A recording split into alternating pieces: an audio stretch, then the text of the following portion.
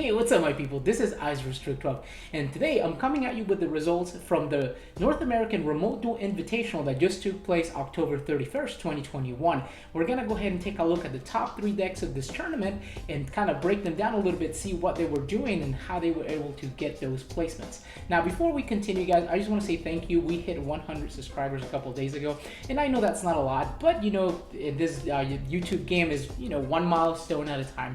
A lot of you guys have really encouraging words for me and I really appreciate your support guys. You guys are amazing.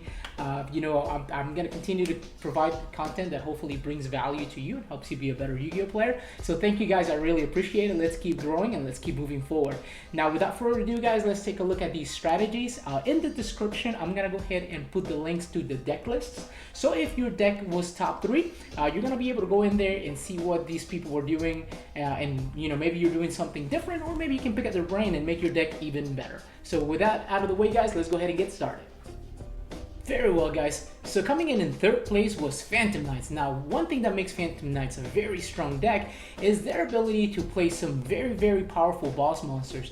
This particular build that this player used for this North American Remote Duel Invitational, he boasts some of the most powerful boss monsters in the entire game. So for instance, he was playing the Dragoon package, which as you all know is able to summon that hated or loved, depending what, you know, if you play this card or not, Red Eyes Dark Dragoon card, which has protection and destruction against so many different things and is just a powerhouse on its own. It was also able to put some very important negates in the form of Appaloosa, Bow of the Goddess, and for, you know, those times where you just need to finish the game and, you know, get that W, this player was playing some very powerful monsters such as Axis Code Talker.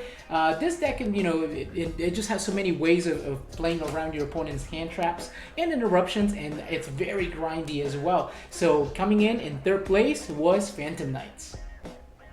And moving forward guys, coming in 2nd place was Tri-Brigade. Now one thing that makes Tri-Brigade such a cool deck is their ability to play many different hand traps. Sometimes when decks play way too many hand traps, their consistency can take a hit, but Tri-Brigade is able to effectively play many hand traps and their consistency remains intact. Now that is what also makes this deck one of those few strategies that can very effectively play cards like Crossout Designator, although this particular player did not play any copies of Crossout in his build. Now this deck also, just like with Phantom Knights, it has access to, you know, powerful cards like Axis Code Talker and Appaloosa, Bow of the Goddess, for when you need to be a little bit more defensive. But one of the main strengths of this strategy, in my opinion, is their access to oppressive, broken cards such as Tri-Brigade Revolt, which is a 1-card combo that allows you to special summon monsters to your side of the field and create some powerful monsters for the next turn. Alright guys, so again, coming in 2nd place was Tri-Brigade. And finally guys, coming in at 1st place was Drytron. Now Drytron is a very powerful strategy, especially if they get to go first. Usually what they do is they will set a whole board full of negates in the form of Herald of Perfection and impressive cards like Appaloosa, Bow of the Goddess, that will not allow you to play Yu-Gi-Oh when it's your turn. A lot of times when they get to go first, that's basically game over. All you can do is just scoop, side deck, and get ready for game 2. If you get to go first, you might have a chance against this strategy, but if they get to go first, usually that's game over. Now, I'm not really surprised that Drytron was number 1, or that Tri-Brigade was number 2. These are 2 of the top strategies in the meta, but I was actually kind of glad that a strategy like Phantom Knights was able to clinch that 3rd place.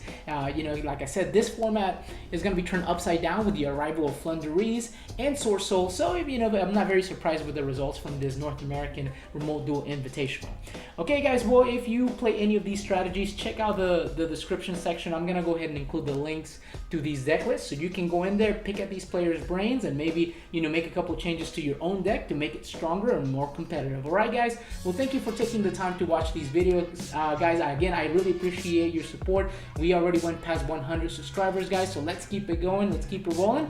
Let me know in the comment section as well, you know, if you play any of these strategies, and you know, what do you think about these deck lists that I'm going to share down below, and I will be catching you guys in the next one.